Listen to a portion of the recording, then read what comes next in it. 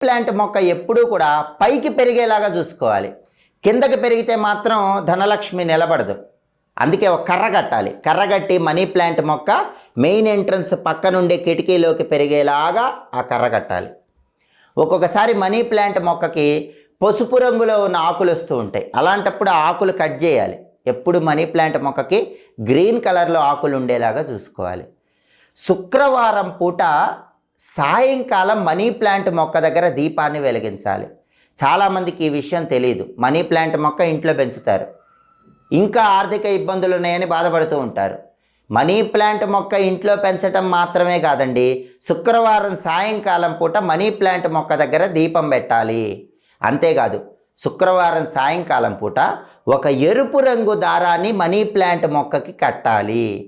ప్రతి శుక్రవారము కూడా ఎరుపు రంగు దారం మనీ ప్లాంట్ మొక్క కట్టి అక్కడ దీపం పెడితే ఆర్థిక ఇబ్బందుల్ని